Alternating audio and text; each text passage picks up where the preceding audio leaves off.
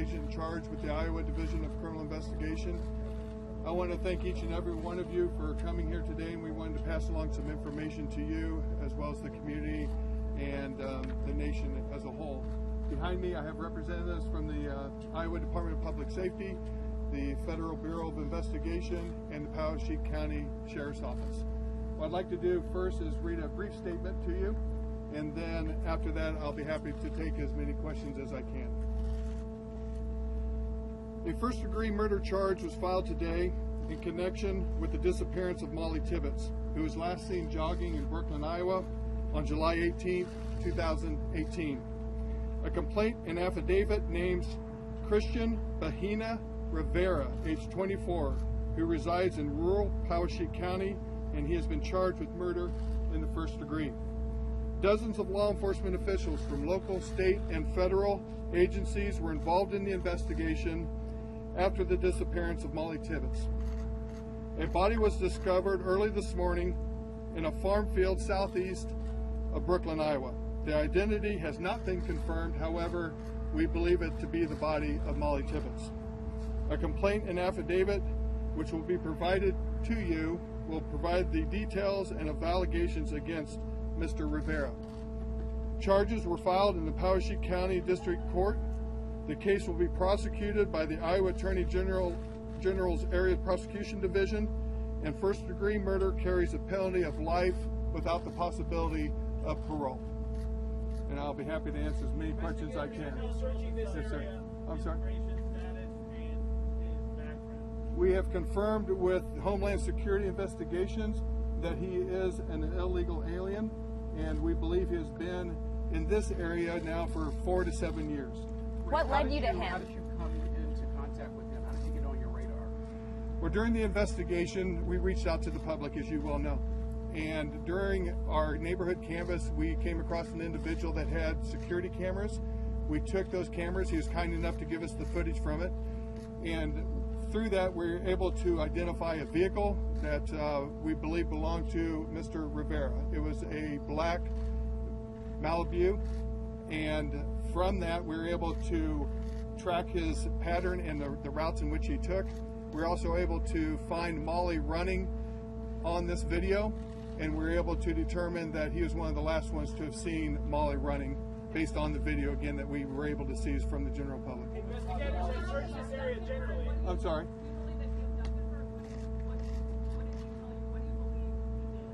Well, again, we were able to pull him in during the investigation. We conducted a lengthy interview with Mr. Rivera, and during that interview, he tells us that he sees Mollie running and was able to come upon her, approach her, and while he was interfacing with her, he actually tells us that he ran alongside of her or behind her. And then at one point, he tells us that Mollie grabbed a hold of her phone and said, "You need to leave me alone, I'm going to call the police." And then she took off running. He in turn chased her down. And then he tells us that at some point in time he blacks out, and then he comes to near an intersection in which we believe he then placed Mollie. I'm sorry? Where did this happen? On 385th Street in Brooklyn, outside of Brooklyn actually, in the rural county, just outside of Brooklyn, Iowa. This side over here, that general area has been searched by investigators the last several weeks. What led you specifically to this area today, this morning? On 385th Street or the location of Mollie? Because they're two different locations. Location where Mollie remained. Actually, after we got done interviewing Mr. Rivera, he led us to her location. And that location was near 460th Street or Avenue in rural Poweshiek County. Any information on how she was killed? We aren't able to release all the information in the investigation, and so I hope you understand I can't give everything out, and that is one of the things that we're not able to provide at this time. I'm sorry? Again, I'm not going to be able to provide certain information. That is one of which I'm not able to provide. Had a question?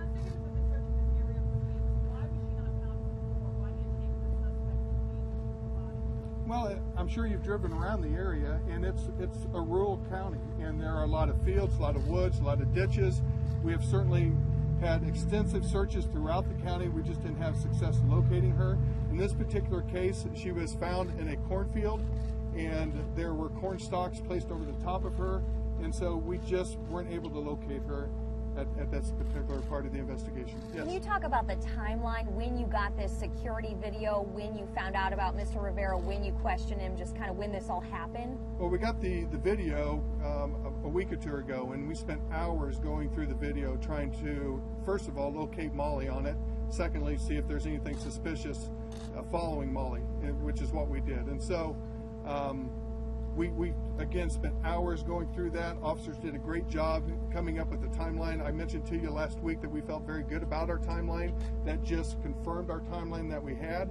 And then again, we were able to determine what vehicle was following Mollie. We identified that vehicle belonging to Mr. Rivera, and then we located him, interviewed him, and subsequently he led us to her location. How long have you been talking to him?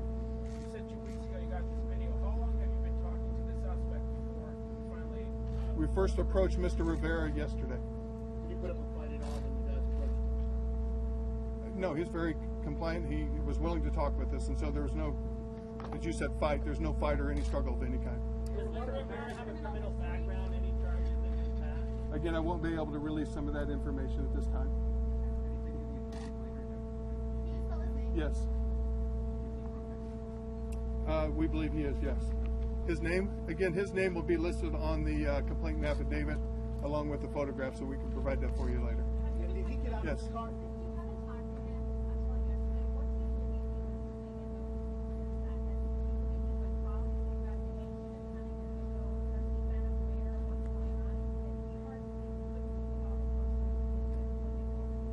Can't really speak to that at this point.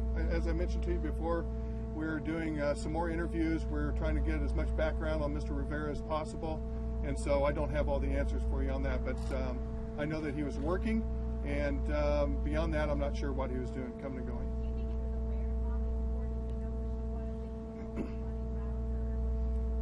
Again, there's certain parts of the investigation I will not be able to release, and that happens to be one of them I won't be able to speak on. You had a question here? What about the reward money? I'm sorry? What happens now with that reward money that was collected by crime stoppers? That's not for me to say. I don't play a role in that, so I'm not sure what will happen with the money or the reward. Did he say this was the first time he had seen Mollie Tibbetts was stalking her previously? I can tell you that he tells us that he had seen her before, but beyond that, I won't be able to say any more about his interactions with Mrs. Tibbetts. Can you talk about the emotional toll this has taken on the investigators? Obviously, it's been hard on the community, the family, but you guys have been working on this day in and day out, and you get a conclusion today or early this morning. Can you talk about what that's like? These are hard. I mean, we get to know the family. We get to know Mollie. We just spoke with the family, and I told them that they raised a great daughter. I mean, she was a phenomenal individual. And so we are saddened for the family. It is difficult on the investigators, however, that's what we're paid to do, and we try to do it as best as we possibly can. We're just happy that we're able to locate him, get him charged, and then hopefully come out with a successful conclusion, that being a conviction. Does it seem like he followed along with her in the car first and the talking to her, then get out and ran along with her? Can you clean that part up? As we understand it, based on our investigation, he followed her around, circled around a couple times, located her, and then began to interface with her at some point in time on 385th Street. I'm sorry? Well, they're appreciative that we're able to find her, but obviously it's difficult. It's hard on them. They're struggling like any family would, but they have a great support system, and they have part of that support system is the community. Now, I will have to say that the community here has been phenomenal. They have been of great assistance to the investigation and to the family, and so they will get through it, I'm sure. It's going to be hard, but we will be there for them. Rick, how surprised are you that he's still here? I'm sorry?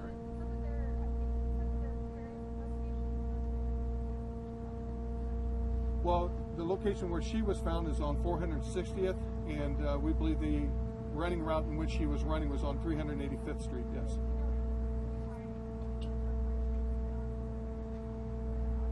Again, there's certain things I won't be able to release on the investigation. Yes.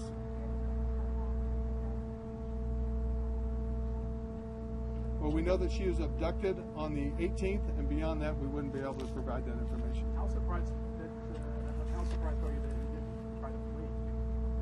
I He can't- stayed in the area. I can't speak. I mean, I don't know what he was thinking and what his mind process was, so I can't really speak to that. I mean, yeah, I don't have an answer to that. Yes, sir. I know you can't talk specifically about the motive, but what can you tell us about the motive and how a young 20-year-old innocent girl is now dead?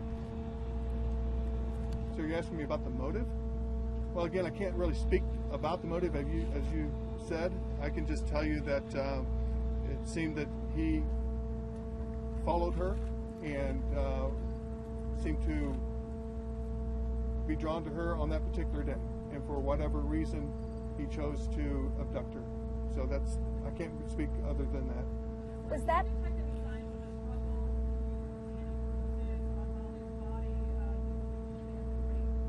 Can't speak to that as well because we don't want to be able to release that information at this time. I can tell you that an autopsy is going to be performed that'll assist us. That autopsy is going to take place tomorrow up in Ankeny at the State Medical Examiner's office.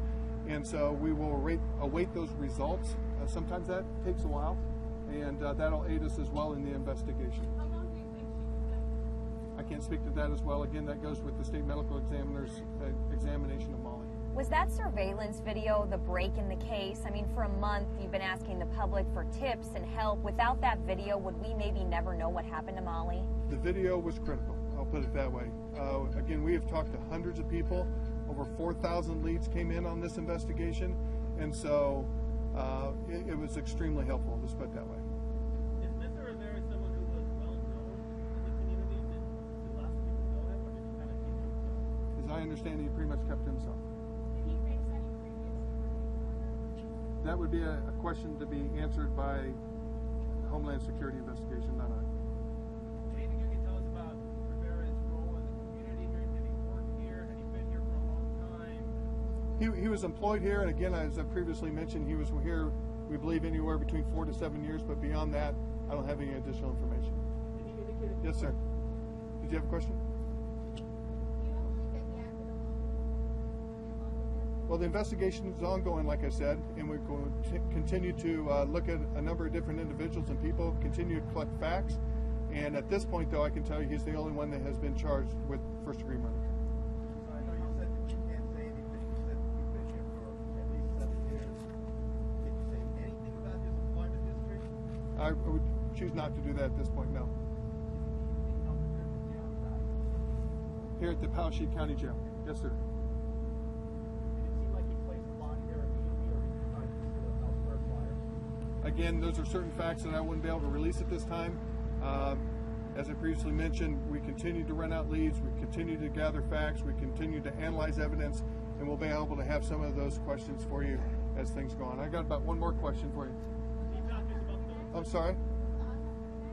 Autopsy is scheduled for tomorrow. However, it takes a while to get the results, and so that may take anywhere up to 4 to 6 weeks. We just can't predict that, but the autopsy will be tomorrow. You talk so much about the Fitbit. Is that helpful at all? I can tell you that we, as I have said previously, that we examined her digital footprint, and certainly that played a role in our investigation.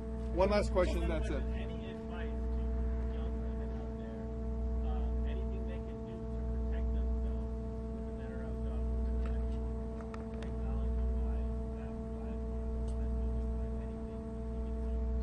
Well, certainly it would help to run with others, not to run alone, but I mean, this is a small community. Everybody knew everybody, and certainly she has been running for months, years, and not had any problem that we're aware of. And so this is sadly a tragic event, and we hope that it wouldn't occur anytime in the near future. Thank you.